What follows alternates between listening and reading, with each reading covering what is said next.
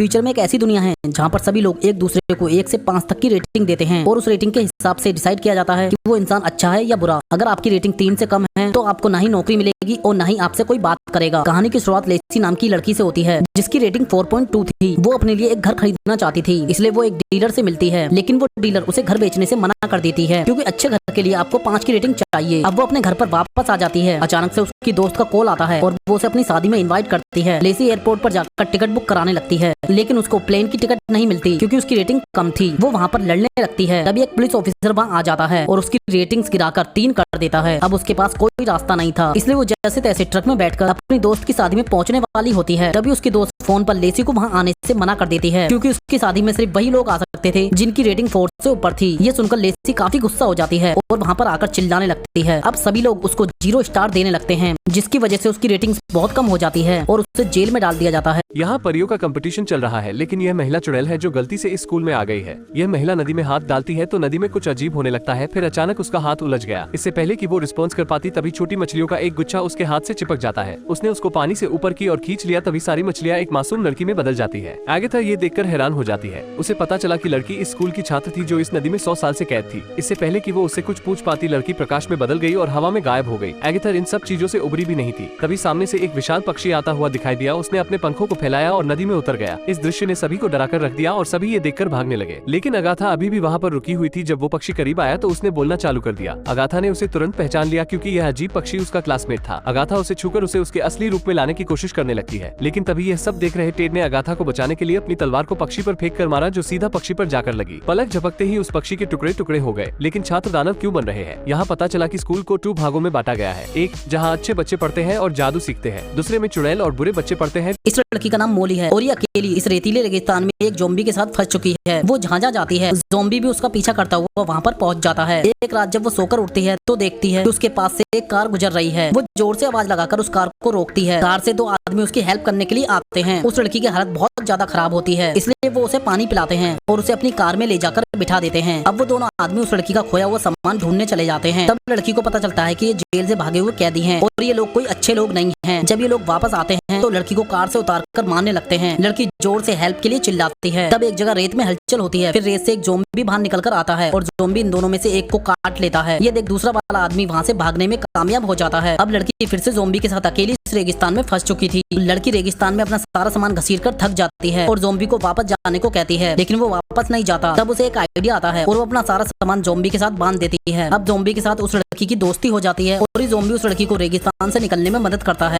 ये बच्चा जेल में सबसे कम उम्र का कैदी है जिसका नाम चैन है, जिसे जन्म के समय जेल में लाया गया था क्योंकि उसकी मां ने अपने हस्बैंड का कत्ल किया था। कोरिया में एक अलग ही रूल है, अगर कोई महिला कैदी जेल में प्रेग्नेंट है तो वो जेल में अपने बच्चों को जन्म दे सकती है और उसे तब तक अपने पास रख सकती है जब तक कि वो 1.5 साल का ना हो जाए। इसलिए चैन जेल में पैदा हुआ है। हालांकि जेल में हालत खराब है, लेकिन फिर भी चैन एक बहुत अच्छा लड़का है। जेल के सभी कैदी उससे प्यार करते हैं। चैन के जन्मदिन पर उसके लिए जेल में एक बड़ी पार्टी रखी जाती है। एक कैदी ने उसके लिए अपने हाथों से एक नई ड्रेस बनाई है और एक आंटी ने भी उसके लिए तोहफा तैयार किया है। यहाँ तक कि जेल के सभी कैदी चैन के साथ फोटो लेने के लिए लाइन लगाकर खड़े होते हैं। लेकिन ये सब लंबे समय तक नहीं चला क्योंकि दूसरे दिन जेल में एक महिला कैदी को लाया जाता है। इस महिला के फेस पर किसी तरह का कोई एक्सप्रेशन नहीं था। चैन उस महिला से हेलो कहने के लिए उसके पास जाता है, लेकिन वो महिला गुस्से में उसे धक्का दे देती है, जिससे चैन डर जाता है और रोने लगता है। इसका पार्ट 2 देखने के लिए आप हमें कमेंट कर सकते हैं। दोस्तों, इस महिला को एक साइको किलर ने किडनैप कर लिया है। ये इस महिला को एक चाकू से मारने वाला है। तभी वो देखता है कि वो महिला उससे बिल्कुल भी नहीं डर रही है, जिससे किलर को लगता है कि शायद चाकू छोटा है, इसलिए वो उसे बदलकर बड़ा चाकू उठा लेता है। लेकिन ये क्या, वो तो किलर को देखकर मुस्कुरा रही है। महिला को मुस्कुराता देख किलर उसके मुस्कुराने की वजह पूछता है। महिला कहती है कि मेरा बॉयफ्रेंड गौतम मुझे बचा लेगा। इस महिला का नाम दागनी है और ये एक रेडियो जॉकी का काम करती है। ये रात के समय रेलवे स्टेशन पर अपने बॉयफ्रेंड का इंतजार कर रही थी कि तभी वहाँ एक साइको किलर आ जाता है, जिसे देखकर दागनी बहुत ज्यादा डर जाती है। ये किलर उसे बेहोश करने के लिए उस पर एक स्प्रे छिड़कता है, लेकिन बेहोश होने से पहले दागनी अपने बॉयफ्रेंड को उधर आते हुए देख लेती है। दागनी का बॉयफ्रेंड गौतम अंधा होता है। अब क्योंकि गौतम अंधा था, इस चीज का फायदा उठाते हुए साइको किलर उसके सामने ही दागनी को उठाकर ले जाता है। थोड़ी देर बाद गौतम को वहाँ दागनी की अंगूठी मिलती है, जिससे उसे समझ आ जाता है कि शायद दागनी खतरे में है। इसलिए